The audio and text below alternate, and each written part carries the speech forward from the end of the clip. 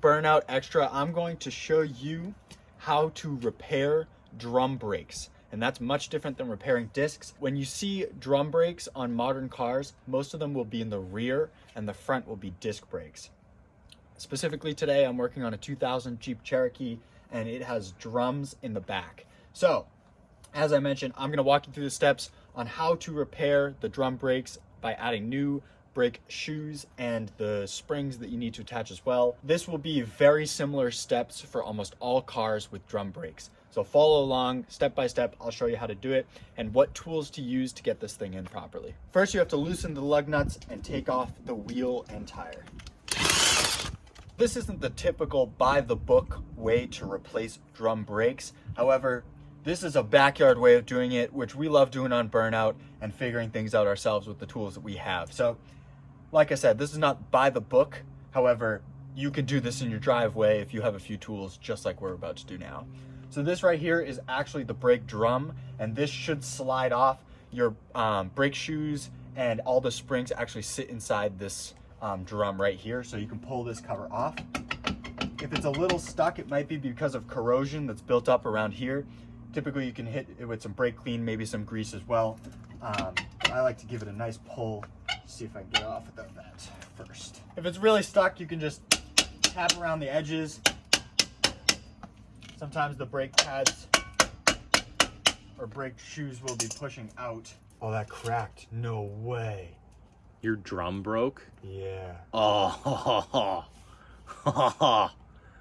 bummer. You gotta get a new drum.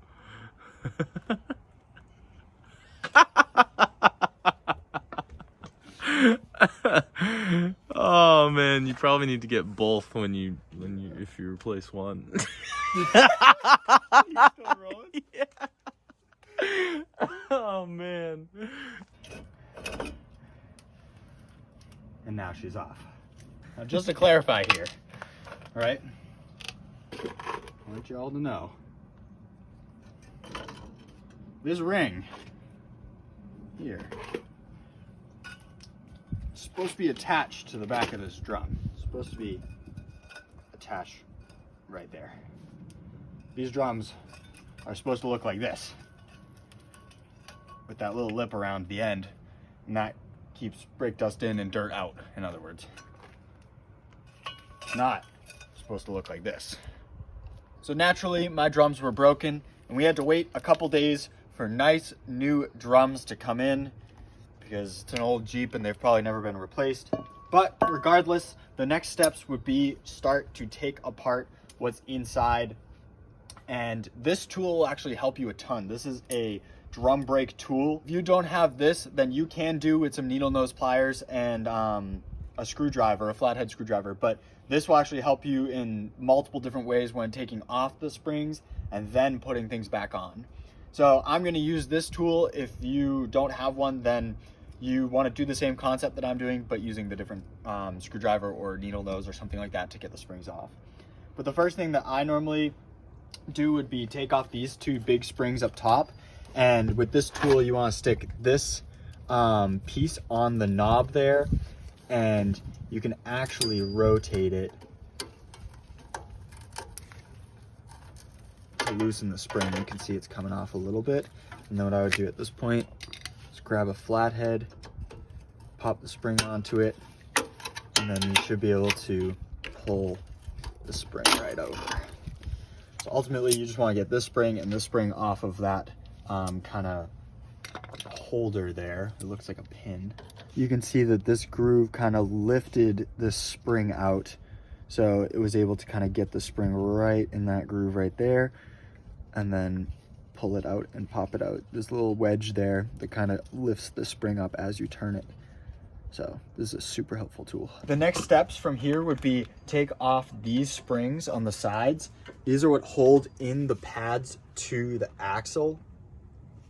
And I'm just going to use the new spring here to explain this, but ultimately this is what it looks like clean, and it has this pin that goes through it just like this, and it locks like that. So you want to push the spring in, you want to turn the spring, and then you want to be able to pull the spring off, and that's how you get it off the pin. So I'm gonna try and do that. Sometimes they're so corroded that you can just crack them, but regardless, if they're in good shape, then you'll have to be able to turn that inside pin.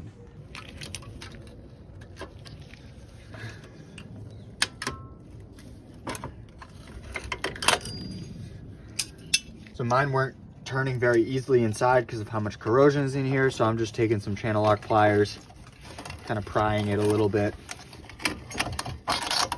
and it's coming off okay. Just like that. At this point, you can take off the shoes. There's one more spring connecting them down the bottom, and then from there, it's just a bunch of guides. One thing that you do want to look out for would be the emergency brake, and that is this cable that's running down the side. So in every car, it's going to be different, especially if you have disc brakes, then it might be different than this. But obviously for this tutorial where it's about drums, there is a e-brake cable that's going along the side. So that kind of has to be taken off rather than just destroyed, because you do want to save the actual cable. This right pad, as I mentioned, you can take off this spring down here. I should be able to use some needle nose pliers. Once again, this spring here will come in the kit, so don't worry about bending it.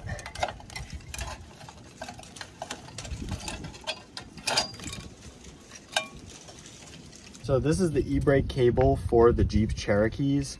Ultimately attaches down bottom by this bracket, and then this loop will actually go around here on the top.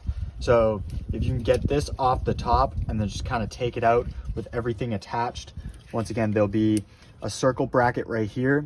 This goes around like so, and then there'll be a bracket down here that holds the actual bottom part of it. And so this should slide off of the bracket down here. That should slide off around that arc, and then you want to save this because it is part of your e-brake cable. From there, this spring will be in the spring kit, so if you have a new kit, you can get rid of that one. And then this bracket here, in my case, actually, it's a little tough coming off because of this pin here. However, you want to save this bracket and save this spring. That's what the long piece of metal is there. So all this, save if possible, and don't ruin that because you do want to put that on for the new shoe and have your e-brake hooked up. So in the last clip, this spring was over the top here. You want to release it from the back and get it to this spot, because then this bracket will be able to rotate easier, and you can slide it out like that, just kind of like a pin right there. So once again, you want to save this bracket, you want to save this spring, but you have to lift the spring over this bracket and get it on this side in order to get the bracket off. Otherwise you won't be able to do it by hand. You want to save this, and then this spring will slide off that pin, and you want to save that as well. You also want to take off this half moon shaped piece. If it's stuck on there, you can pry it with a screwdriver like this. Otherwise, it should just come loose and it sits right onto there, but we want to save that piece as well. This piece will also slide out from the middle there. Ultimately, this bump up goes over the axle, and then it does have a spring. This spring will also come in the spring kit, so you can get rid of that. But this piece you want to save because we are going to reuse this. This is just a guide for the shoes. And then from there, just make sure everything else is good. This is part of your emergency brake, so that's okay to be hanging for now. And you definitely want to clean all this up. Like, even if, I mean, maybe I can get a small wire brush in here or something like that, but definitely at least hit it with some brake clean all around. That'll make the area cleaner, and all this dust is essentially carbon dust off of the pad part of the shoes. So you want to clean that up as much as you can with some brake clean, and then we'll start assembling right after.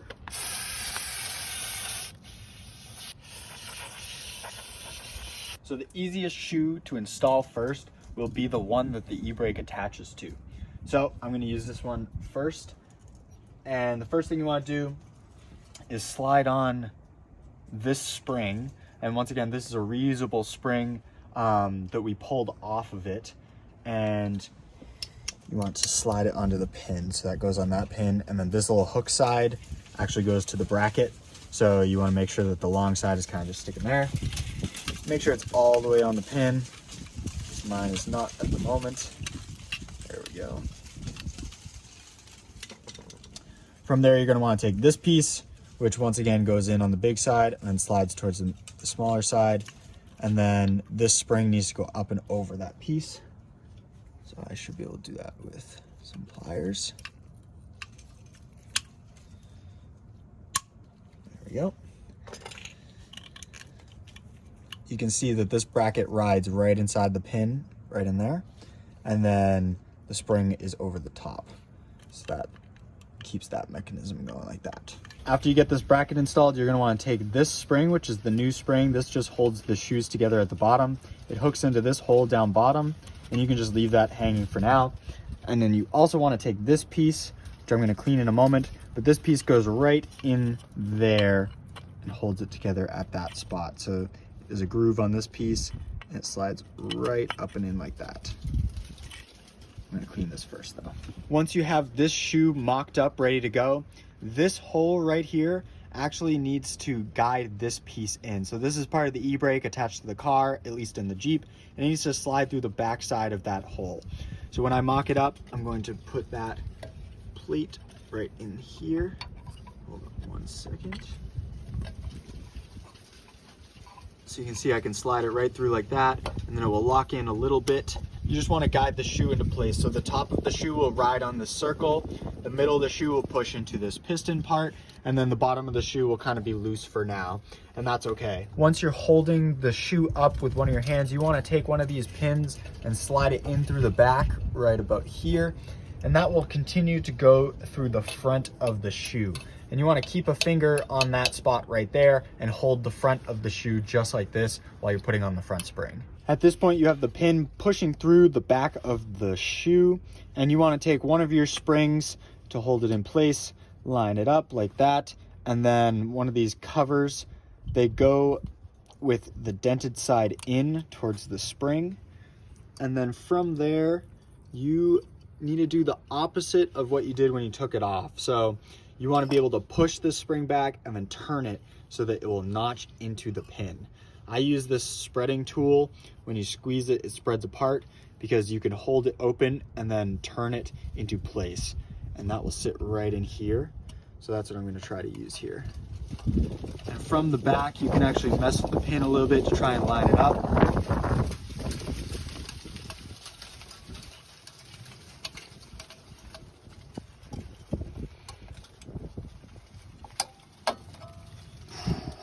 And then if it's slightly off like this, you want it perpendicular. So you can see how it's not perpendicular to the hole, and that might pop off. So you want to take this, a screwdriver, push it in, and that is the right way to lock it into place. And once again, that'll hold the shoe in tight as it should be. There's a few different types of tools you can use to kind of push this spring back and be able to turn this. I've seen it done a couple different ways. However, if you don't necessarily have those tools, the best thing to do would be needle nose or some pliers of some sort to kind of get inside and be able to turn it. It's kind of easier to get the leverage if you're kind of just doing it in your driveway like we are. You do want to attach the rest of the e-brake because that is what's on this side. So I'm going to go ahead and put on this piece, and this piece locks in down bottom. So there's a little groove right down here at the end of my finger there. You're gonna wanna lock it into that. For this bottom spring that we were just finishing installing, I just used needle nose. I hooked it in one side and then used needle nose to pry it over and make sure that that's in the small hole. Make sure your guide on the bottom is still good for the e-brake. And then your last thing is the final spring on this side here. And that just hooks in like that. And then once again, you're going to pull this up over that notch there, which if you have the brake tool, you can just use the end of.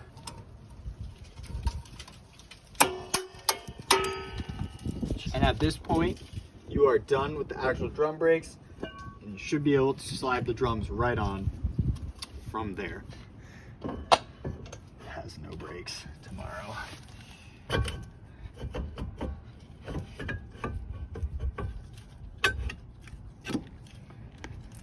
After you slide the drum on itself, slap the tire back on, tighten the lug nuts to the right tightness, and you should be good to go.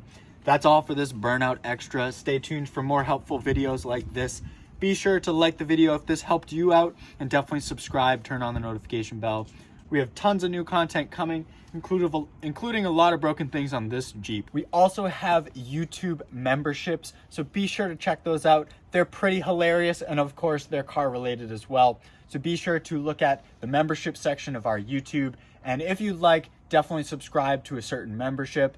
There'll be a lot of cool things coming in the future. And once again, they're goofy and car related, just like the channel. This is how to change your drum brakes on a 2000 Jeep Cherokee. Thank you so much for watching, and we'll see you next time.